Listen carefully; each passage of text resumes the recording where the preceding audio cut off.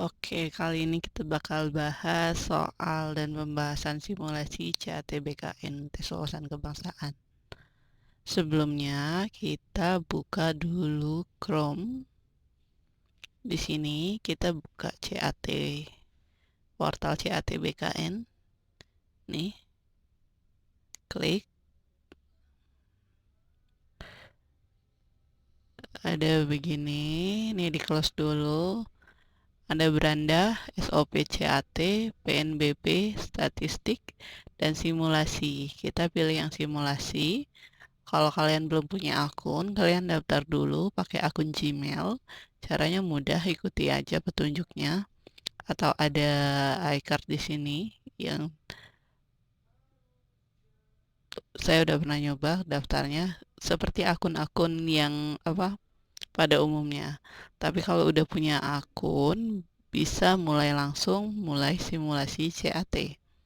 Diklik, login dulu, masukkan email. Emailnya adalah email yang kalian punya.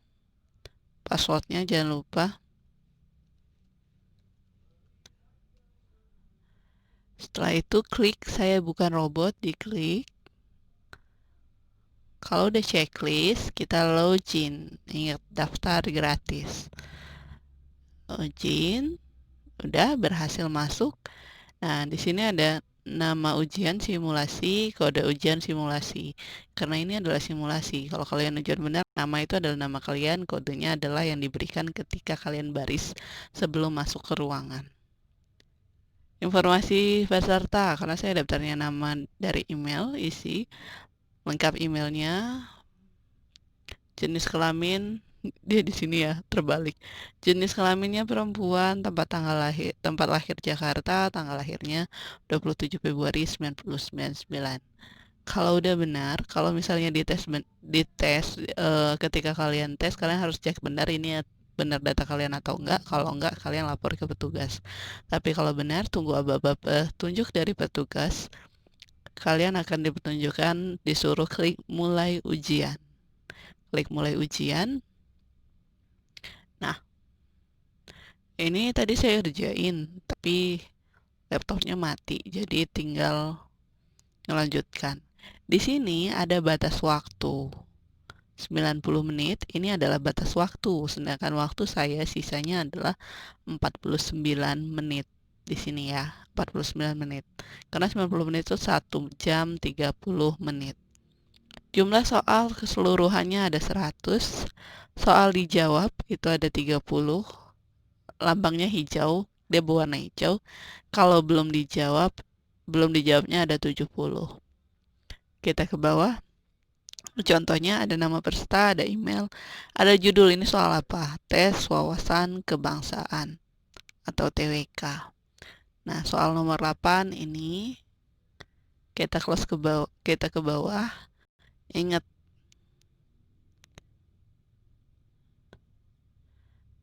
nih, yang merah ini berarti belum dijawab. Yang hijau berarti sudah dijawab. Kita coba ke yang hijau. Tuh, udah dijawab. Nih, udah dijawab. Nih, ada keterangannya ya, belum dijawab. Nah, kalau kalian udah jawab, itu misalnya pilih B, misal ya, atau A, atau misalnya pilih C. Ini misalkan aja. Jangan lupa klik simpan dan lanjutkan. Baru dia akan naik ke soal selanjutnya yang belum dijawab. Ini soalnya nyampe 100, belum dijawab semua tuh. Karena emang belum selesai ngerjain. Nah, setelah 66 itu merupakan soal TKP. Setiap ada ganti soal itu di atasnya ada tulisannya TKP, tes karakteristik pribadi. Jika saya berada di lingkungan baru dengan orang asing, saya merasa A. Sebagian orang menerima saya jika saya mengikuti aturan kelompok. B. Perlu berhati-hati. C. Benar-benar aman menjadi diri sendiri. Dan saya tidak pernah berkonflik dengan anggota kerja lain. C. Tidak pernah menjadi diri sendiri, tidak cukup berani. Atau E. Tidak cukup berani. Misal jawab yang C. Terus simpan. Nomor 66 ya, perhatiin nomor 66 di sini. Simpan dan lanjutkan. Dia jadi hijau kayak gitu. Next ke 67 sampai selesai. Oke. Kalau misalnya udah yakin sama semua jawabannya dan waktunya belum habis, sudah diperiksain, waktunya masih jalan, kamu bisa klik selesaikan ujian. Nah, ada perhatian soal belum dijawab, ada 69. Apakah kamu yakin menyelesaikan ujian ini? Jika iya, Anda dinyatakan selesai mengikuti simulasi ujian. Jika tidak, maka Anda akan kembali ke lembar kerja. Terserah kalian mau ya atau enggak. Oke, gitu. Nah, sekarang kita masuk ke soalnya. Soal untuk CATBKN ada soal dan juga ada pembahasan yang saya buat. Oke. Gitu. Oke, kita masuk ke soal dan juga pembahasan untuk simulasi CATBKN. Kita bakal bahas khusus untuk mengenai wawasan kebangsaan atau tes wawasan kebangsaan. Ini soalnya diambil dari simulasi.bkn.go.id. Untuk teman-teman yang ingin latihan, boleh cek link yang saya taruh di deskripsi atau buka ini langsung cat.bkn.go.id. Oke. Soal salah satu sumber hukum formil yaitu pendapat sarjana hukum atau doktrin. Pendapat sarjana hukum yang dapat dipegang pendapatnya adalah A. Seseorang atau beberapa orang sarjana hukum yang terkenal dalam ilmu hukum. B. Sekumpulan orang di lembaga bantuan hukum, LBH ya. C. Para sarjana muda dari luar lulusan fakultas hukum. Di sini lihat pendapat sarjana hukum yang bisa dipegang pendapatnya. Kalau para sarjana muda kan berarti dia baru lulus. Kalau yang D, orang-orang yang bekerja di MK, Mahkamah Konstitusi, atau E, orang yang berkaitan dengan penegak hukum. Ayo yang mana? Salah satu sumber hukum formil atau doktrin, pendapat sarjana hukum. Pendapat sarjana hukum apa yang diambil? Nah, pendapat ahli hukum atau doktrin itu pendapat seorang atau beberapa orang sarjana hukum yang terkenal dalam ilmu pengetahuan hukum. Doktrin ini dapat menjadi dasar pertimbangan hakim dalam menjatuhkan putusannya. Jadi, dari pilihan A, B, C, dan E, yang benar itu yang A. Yang kata kuncinya adalah yang terkenal dalam ilmu hukum. Ya. Kalau yang B, ini di LBH. Salah. C. Para sarjana muda. Sarjana muda itu artinya orang-orang yang baru lulus, baru mendapatkan sarjananya. Salah. Orang-orang yang bekerja di Mahkamah Konstitusi, di sini tidak dijelaskan orang-orang yang bekerja di Mahkamah Konstitusi itu apa aja. Apakah dia orang ahli hukumnya? Ingat ya, kerja di suatu lembaga tuh nggak cuma, meskipun lembaga hukum, nggak cuma lembaga hukum, pasti ada akunting, pasti ada pegawai administrasi, pasti ada dan lain-lain. Kalau orang-orang di sini, ini objeknya nggak jelas. Orang-orang yang dimaksud itu siapa? Kalau yang E, orang yang berkaitan dengan penegak hukum, ini juga kurang jelas. Jadi jawabannya adalah yang A. Udah? Soal nomor 4. Soal nomor 4 TWK, Dewan Perwakilan Rakyat atau DPR memiliki hak inisiatif, yaitu hak untuk A. Mengamandemen Undang-Undang Dasar, B. Mengajukan pernyataan pendapat, C. Menyetujui atau menetapkan RAPBN, D. Mengajukan rancangan undang-undang, atau E. Mengadakan investigasi. Di sini yang ditanya hak inisiatif. Inisiatif itu adalah idenya dari dia kayak gitu. Nah, hak inisiatif untuk DPR itu adalah hak untuk mengajukan usul rancangan undang-undang atau RUU atau peraturan daerah atau disebut dengan Raperda. Rancangan peraturan daerah merupakan salah satu hak yang dimiliki oleh anggota DPR atau kalau Raperda adalah DPRD untuk melaksanakan fungsinya di bidang legislasi, yaitu adalah membuat undang-undang. Jadi dari pilihan jawabannya, kalau misalnya yang A, mengamandemen Undang-Undang Dasar. Ingat kalau Undang-Undang Dasar itu adalah bukan tugas dari DPR, tapi tugas dari MPR. Ini adalah haknya si DPR, tapi untuk hak inisiatif yang benar adalah yang D, mengajukan rancangan undang-undang. Soal nomor 5 untuk TWK, tes wawasan kebangsaan. Alasan kritik para ahli terhadap revolusi hijau yaitu dikembangkan di Indonesia sejak awal Orde Baru. Revolusi hijau Orde Baru berarti ketika zamannya Bapak Presiden kedua yaitu Soeharto. Terjadi polarisasi yang semakin tajam antara warga kaya dan warga miskin di pedesaan. B. Hasil produksi pertanian Indonesia masih belum mampu meningkatkan kesejahteraan petani. C. Ketahanan pangan di Indonesia masih sangat rentan karena mayoritas masyarakat Indonesia lebih suka mengonsumsi beras. D. Lingkungan menjadi rusak akibat penggunaan pestisida dan pupuk kimia yang berlebihan.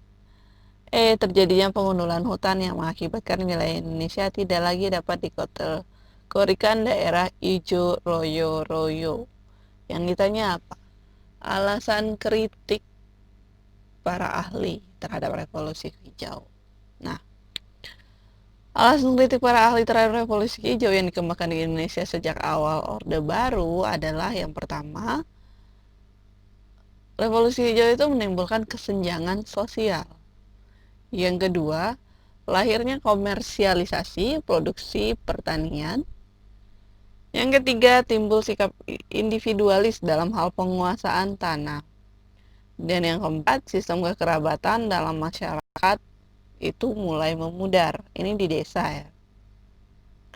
Kelima, tingginya harga tanah, padahal kemampuan ekonomi petani lapisan bawah itu lemah. Jadi, dari pilihan jawaban A, B, C, D yang tepat itu adalah yang A, terjadinya polarisasi yang semakin tajam antara warga kaya dan warga miskin di pedesaan. Nih contohnya, menimbulkan kesenjangan, harga tanah lebih mahal, sikap individualis, sistem kekerabatan itu mulai memudar, jadi yang A. 6.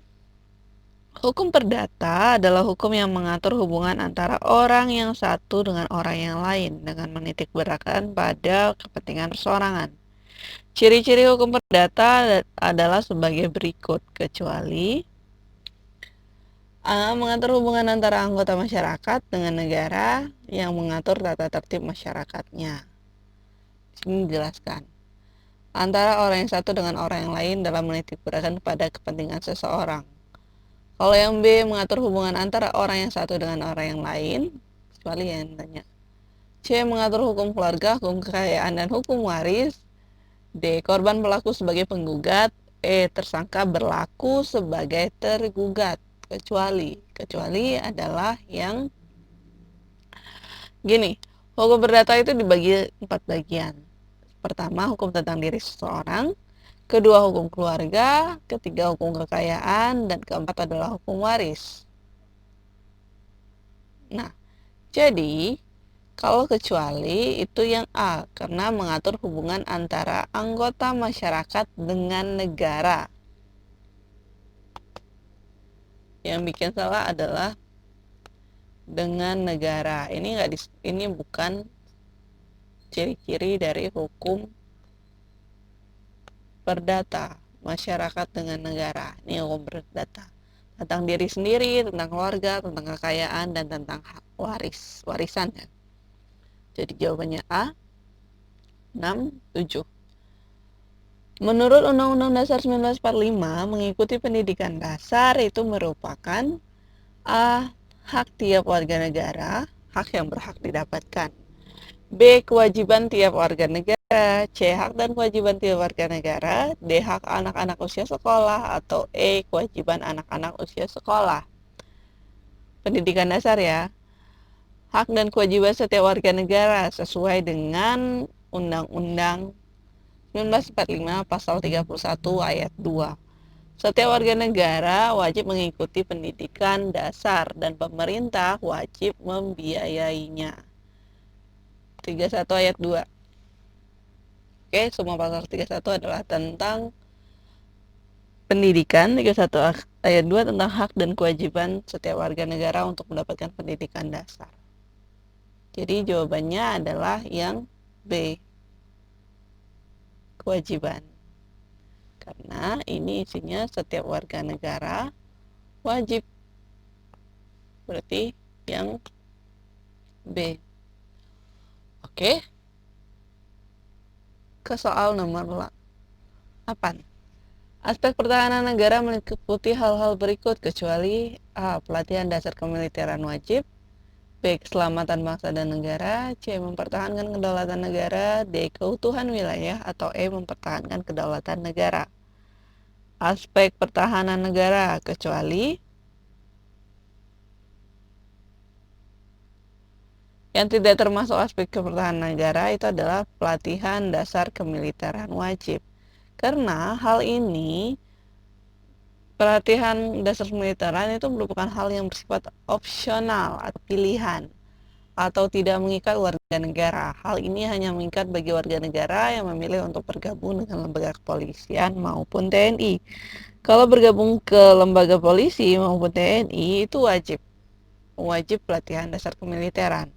Tapi kalau kita masyarakat biasa itu tidak wajib, karena di Indonesia tidak diwajibkan. Beda sama Korea Selatan yang mewajibkan masyarakatnya untuk wajib militer. Jadi jawabannya adalah yang A. Pilihan jawaban yang A. Pelatihan dasar kemiliteran wajib. Yang wajib untuk TNI dan polisi. Soal nomor 9. Norma pertama dalam tata hukum Indonesia adalah pertama. Yang ditanya pertama, norma. A. Dekret Presiden. Ingat, dekret Presiden itu nongolnya kapan? Dekret Presiden itu adalah 5 Juli 59.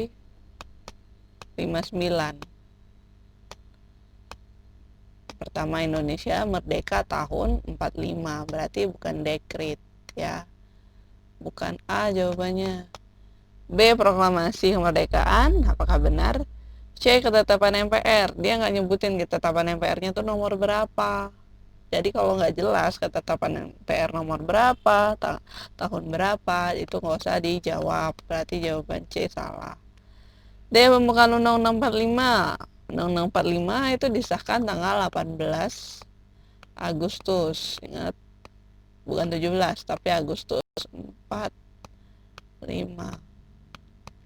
Pancasila itu sama kayak pembukaan, disahin tanggal 18 Agustus 45. Nah, penjelasannya, tata hukum, norma hukum ya, yang Indonesia pertama punya yaitu proklamasi Indonesia, yaitu waktu Indonesia merdeka tanggal 17 Agustus 45. Kalau di bidang kenegaraan, Indonesia itu akan menentukan hukum sendiri dan akan melaksanakan hukum yang dibuatnya. Hukum yang dibuatnya adalah Undang-Undang Dasar 45. Proklamasi itu merupakan norma pertama, bisa juga disebut norma dasar atau sumber dari aturan hukum. Jadi jawabannya B, karena yang ditanya norma pertama. Pertama ya, pertama tuh berarti yang pertama Indonesia punya. Kalau misalnya ada yang bingung, ada hukum dasar, sumber dari segala sumber hukum adalah Pancasila, atau sumber hukum tertinggi Indonesia adalah Undang-Undang Dasar, itu bukan yang pertama, tapi itu diatur dalam TAU MPR nomor 20, MPRS 1966. Ini yang ditanya yang pertama, berarti waktu Indonesia merdeka, jadi jawabannya B. Soal nomor 10.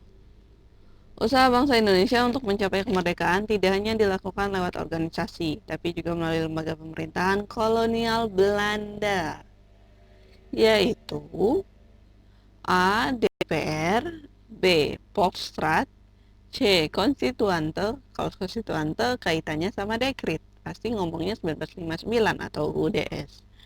D. Parlemen Negeri Belanda, atau E. Jajahan Kementerian. C. Jadi, usaha bangsa Indonesia dalam mencapai kemerdekaan itu tidak hanya level organisasi, tetapi melalui lembaga resmi pemerintahan kolonial disebut Volksstraat. Yang B ya, sorry bukan yang C.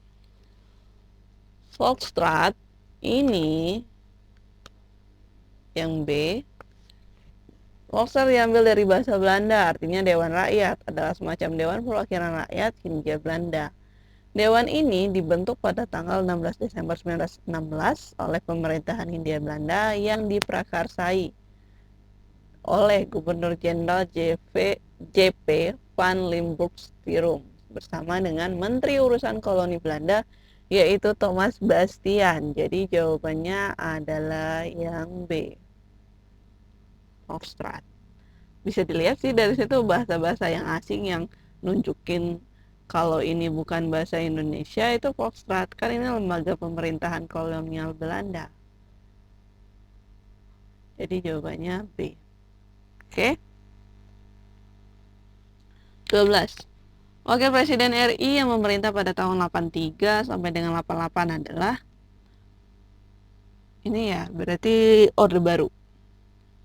A. Umar Wirahadikusuma, B. Sudarmono, C. Muhammad Hatta, D. Adam Malik, atau E. Sri Sultan Hamengkubuwono. Ingat, Muhammad Hatta itu adalah wakil presiden ketika presiden kita adalah Soekarno. Soekarno 1983 itu adalah presiden kita Soeharto. Jadi kalau kalian jawab Muhammad Hatta itu pasti salah. Jadi Umar Wirahadikusuma itu mulai menjabat tanggal 11 Maret 83. Sudarmono,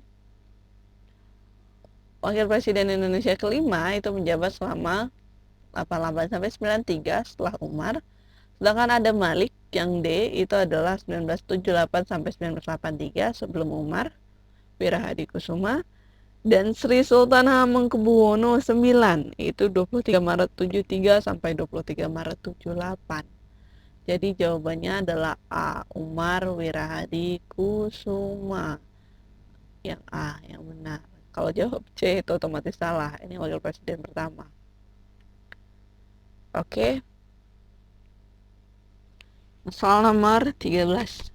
Keterlibatan dan posisi Indonesia dalam proses perundingan Doha Development Agenda atau DDA didasarkan pada kepentingan nasional dalam rangka A. Meningkatkan mutu pendidikan, B. Swasembada pangan, C. Perubahan iklim global, D. Perdamaian Timur Tengah, E. Mendorong pertumbuhan ekonomi dan pengentasan kemiskinan. Doha. Perundingan DDA didasarkan pada kepentingan nasional dalam rangka mendorong pertumbuhan ekonomi dan pengentasan kemiskinan atau yang E. Dalam kaitan ini, untuk memperkuat posisi runding, Indonesia bergabung dengan beberapa koalisi. Koalisi tersebut antara lain G33, G20, Nama 11, yang kurang lebih memiliki kepentingan yang sama. Indonesia terlibat aktif dalam kelompok-kelompok tersebut dalam merumuskan posisi bersama yang mengedepankan pencapaian development objektif dari DDA. Indonesia juga senantiasa terlibat aktif di isu-isu yang menjadi kepentingan utama Indonesia, seperti pembangunan, kekayaan intelektual, lingkungan hidup, dan pembentukan aturan WTO, World Trade Organization, yang mengatur perdagangan multilateral atau banyak negara. Jadi dari pilihan jawaban yang benar itu yang E, mendorong pertumbuhan ekonomi dan pengentasan kemiskinan. 14. Selain menerapkan sistem kultur stelsel ada L-nya. Kalau stelsel aja itu adalah warga negara. Stelsel di Jawa, pemerintah kolonial juga melakukan kebijakan serupa di Sumatera Barat, Padang ya, dengan mewajibkan penduduk menanam komoditi ekspor. Itu berupa apa? A. Kopi, B. Padi, C. Lada, D. Tebu atau tembakau. Sumatera ini. Sistem kultur stelsel atau sistem tanah paksa itu dikeluarkan oleh Gubernur Jenderal Johannes van den Bos pada tahun 1830.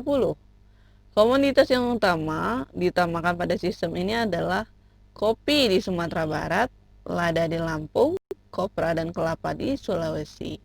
Jadi jawabannya adalah yang A, kopi. Soal nomor 15. Untuk TWK, wawasan kebangsaan simulasi CATBKN, suatu proses yang mencakup keseluruhan dalam berbagai bidang kehidupan sehingga tidak tampak lagi adanya batas-batas yang mengikat. Tidak tampak lagi adanya batas-batas yang mengikat secara nyata merupakan pengertian dari A. Modernisasi, B. Demokrasi, C. Globalisasi, D. Ideologi, atau E. Westernisasi. Western itu barat. Jadi, suatu proses yang mencakup keseluruhan dalam berbagai bidang kehidupan sehingga tidak tampak lagi adanya batas-batas yang mengikat secara nyata itu merupakan pengertian dari globalisasi secara umum atau yang sedang terlaksana sekarang gitu. Tidak tampak adanya batas-batasan, terutama antar negara satu dan negara yang lain. Jadi jawabannya adalah yang C, ya. Berarti kalau westernisasi itu adalah kebarat-baratan, budaya barat. Ideologi, ide-ide atau gagasan atau paham dalam suatu negara. Globalisasi ini demokrasi, pengambilan putus